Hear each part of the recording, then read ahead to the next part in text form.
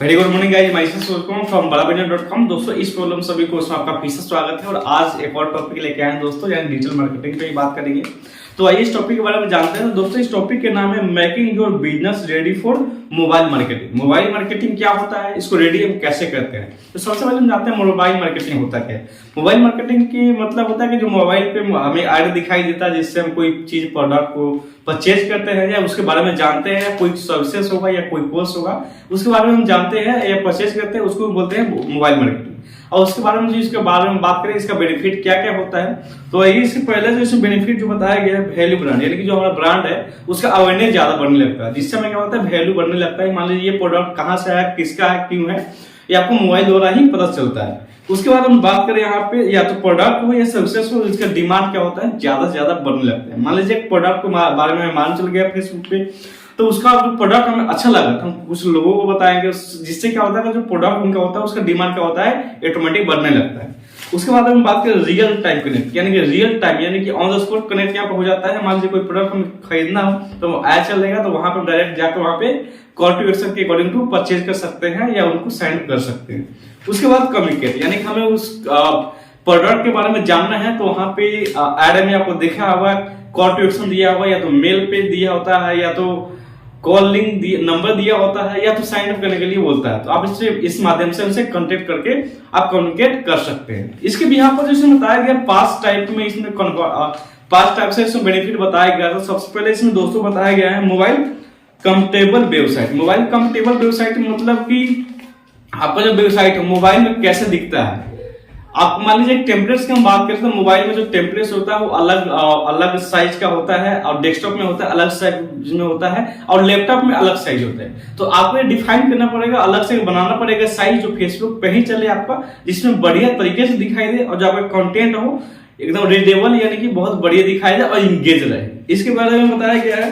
उसके बाद हम बात करें यहाँ पे रिस्पॉन्सिव में यही बताया कि स्ट्रक्चर वगैरह जो होगा कितना होगा, साइज वगैरह कैसे वेबसाइट को उस पर दिखेगा, बढ़िया दिख रहा है कि नहीं दिख रहा है मोबाइल पे, ये आपको ध्यान में रखना होगा। उसके बाद हम जो नेक्स्ट बात करें मोबाइल फ्रेंडली। मोबाइल फ्रेंडली में जैसे मान लीजिए हमने कोई ऐड चलाया, ऐड चलाने के बाद में मान लीजिए कोई कस्टमर को अगर उसमें परचेज करना हो या साइन अप करना हो, तो आपको जो उसमें दिखाई देगा, यानी कि बहुत सिंपली आपको कॉल टू एक्शन रखना होगा, ताकि मान लीजिए कॉल टू एक्शन में क्लिक करने के बाद तो कॉलिंग नंबर आपका आ जाए, या तो आप मोबाइल नंबर दिया हो, सॉरी या अपना मेल आईडी दिया हो, डायरेक्ट आपको मेल आईडी पे उनका पहुंचा दे, जिससे क्या होगा जो आपका जो ब्रांड है उसके उनका जो कस्टमर है आपका, उनको तकलीफ ज्यादा ना हो, डायरेक्ट आपसे कांटेक्ट हो जाए, जिससे आपके प्रोडक्ट को ज्यादा सेल हो। इसके बाद में ये बताया गया है। उसके बाद में हम जो नेक्स्ट बात करें यहाँ पे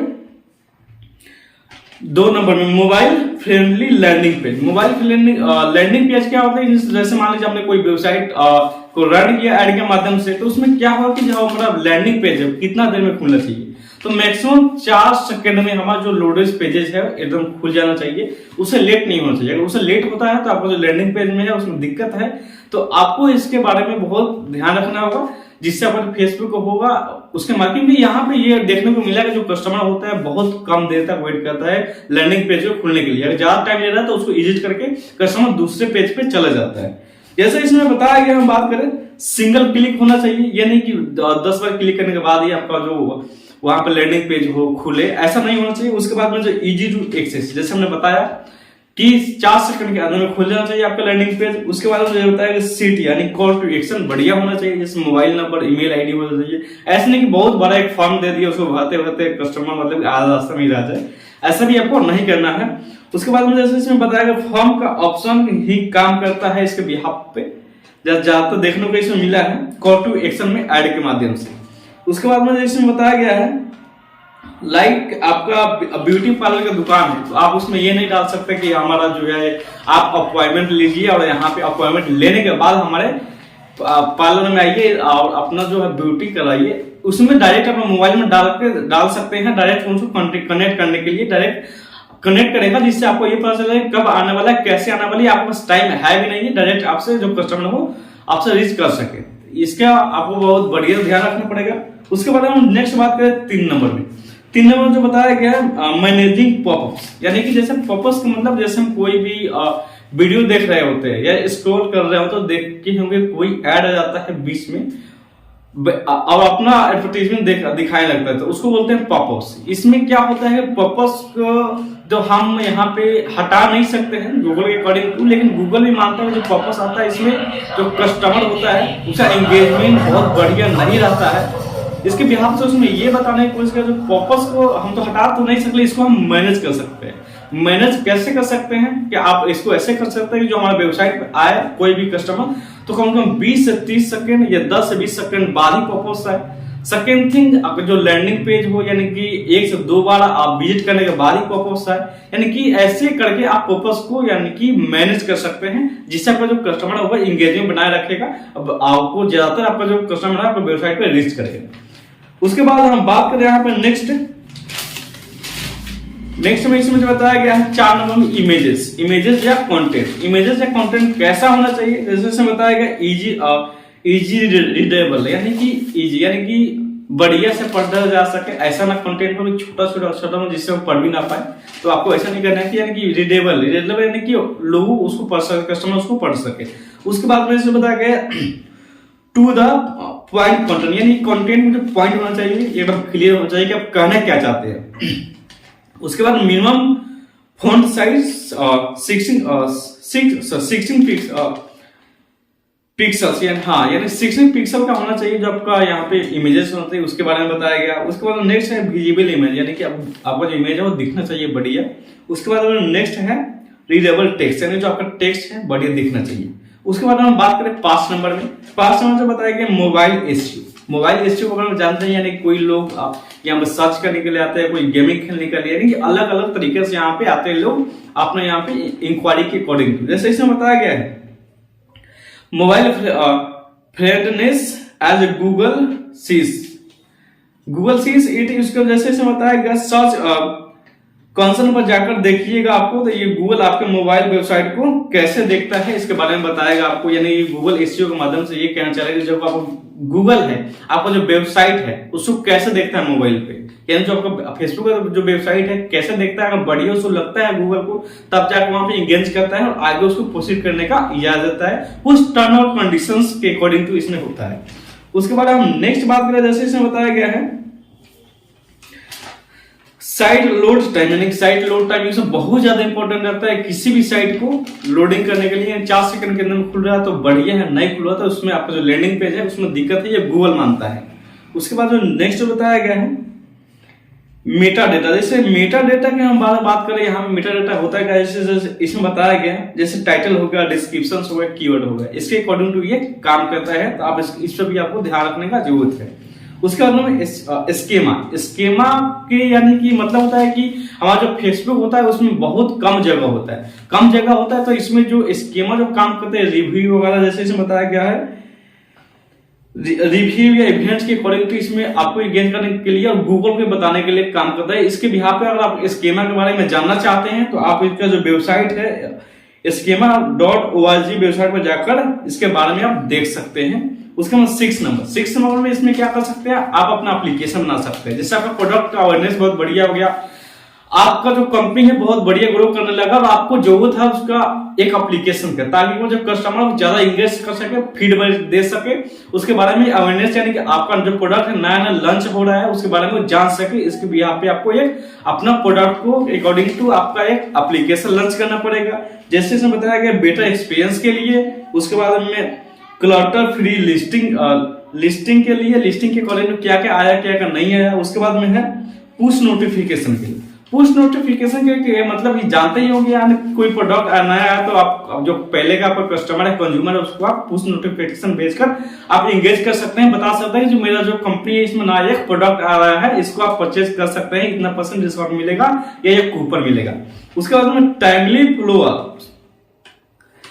फ्लो अप आप इसको लेते रह सकते हैं। उसके बाद में इंफॉर्मेशन, आप नए इंफॉर्मेशन को दे भी सकते हैं अपने कस्टमर को इसके बारे में, यानी कि इसके माध्यम से एप्लीकेशन जो है आपको बहुत जरूरी है। अगर मान लीजिए ये आपका अभी छोटा कंपनी है तो आपको एप्लीकेशन बनाने की कोई जरूरत नहीं है, पहले अपने कस्टमर के अकॉर्डिंग तो जो आपका प्रोडक्ट है उसको अवेयरनेस बढ़ाइए, आपका प्रोडक्ट का जो स्किल है उसको ज्यादा कीजिए। उसके बाद जब इंक्वायरी जब इसका होगा यानी इसका नीड होगा या एप्लीकेशन का, तभी जाकर आप अपना एप्लीकेशन बनाए।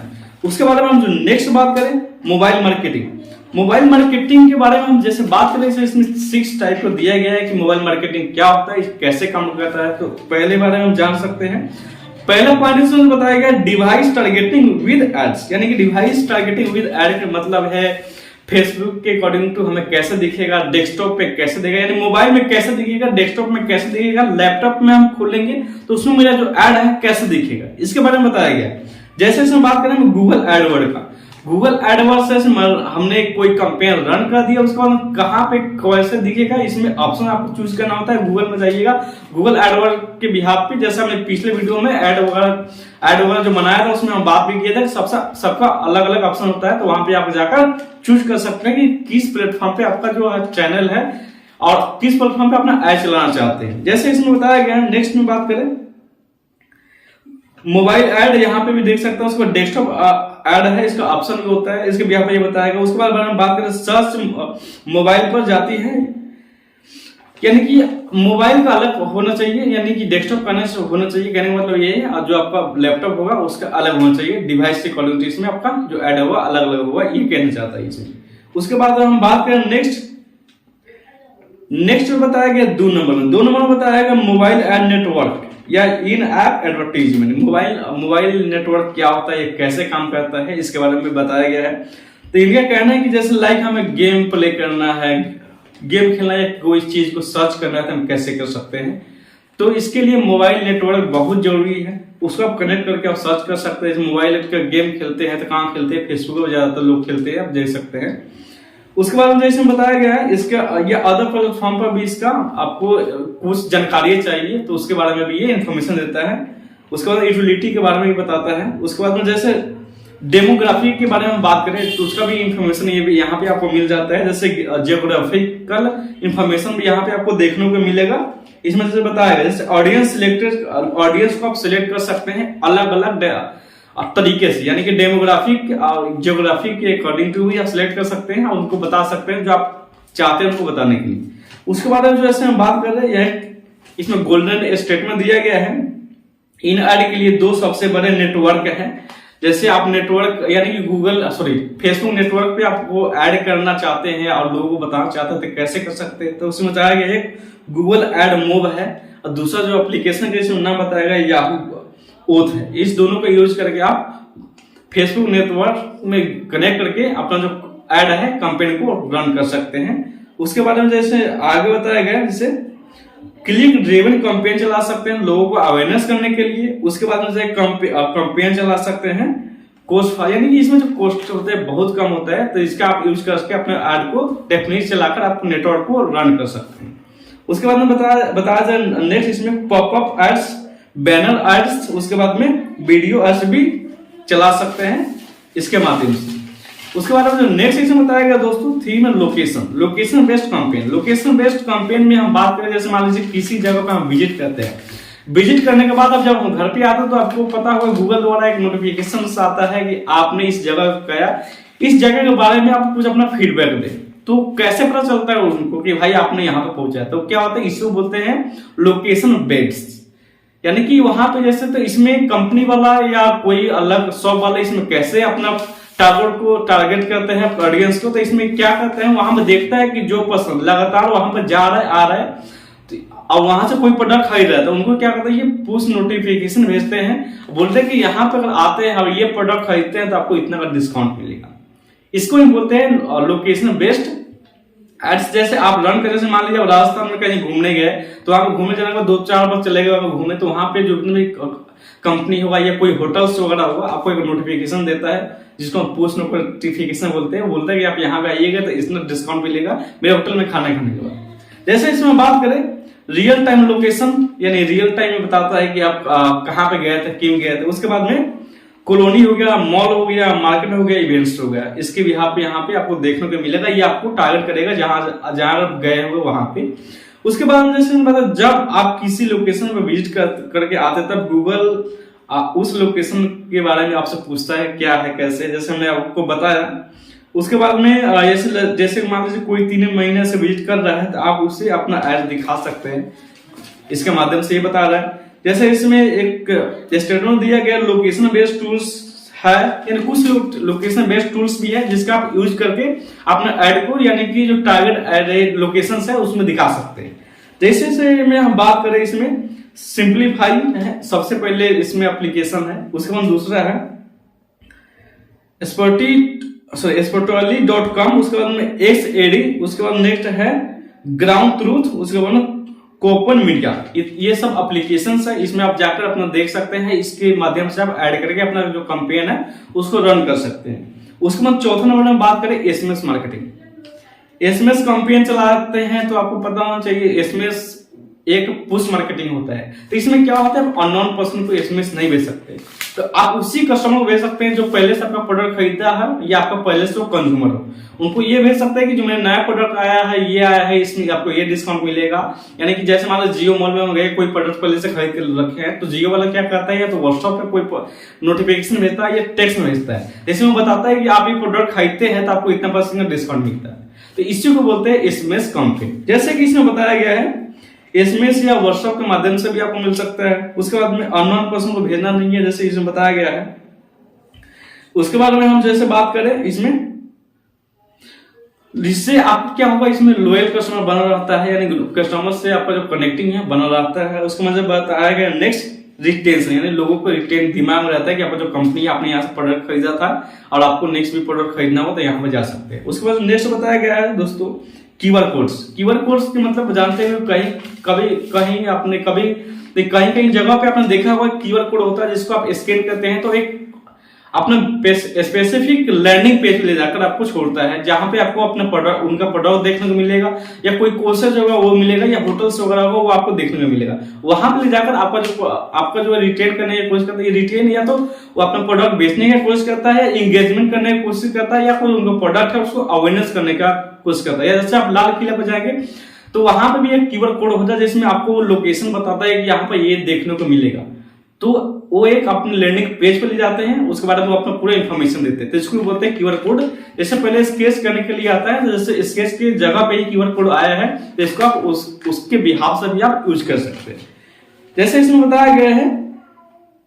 उसके बाद जो नेक्स्ट बताया गया दोस्तों 6 नंबर में जो बताया गया है पुश नोटिफिकेशन। पुश नोटिफिकेशन के बारे में तो बता दिए कि आप कस्टमर को अपना किसी भी कंपनी द्वारा कस्टमर को यानी कि आपका कंज्यूमर जो पहले से यूज किया उसको नोटिफिकेशन भेजना, यानी व्हाट्सएप पे भेजे या टेक्स्ट मैसेज भेजे, उसको बोलते हैं पुश नोटिफिकेशन। जैसे इसमें बताया गया है न्यू डील्स के लिए हो सकता है ये, उसके बाद न्यू इन्फॉर्मेशन देने के लिए भी हो सकता है, इन्फॉर्मेशन के अकॉर्डिंग टू आप मैसेज सेंड कर सकते हैं। उसके बाद कॉल टू एक्शन, यानी क्या कुछ कहने के लिए भी आप, या रिव्यू वगैरह लेने के लिए भी आप कॉल कर सकते हैं या नोटिफिकेशन भेज सकते हैं। उसके बाद एंगेजमेंट के लिए भी, या लाइव गेम, यानी कि गेम आप खेल रहे हैं, या कोई मान लीजिए कोई लाइव आपका सेमिनार या वेबिनार होने वाला है तो उसके लिए एक नोटिफिकेशन आता है कुछ देर पहले, जिसमें पुश नोटिफिकेशन करता है कि ये गेम इस समय से स्टार्ट होने वाला है, या आपका जो लाइव ट्रेनिंग है इस समय से स्टार्ट होने वाला है, तो एक नोटिफिकेशन पुश करता है आपको।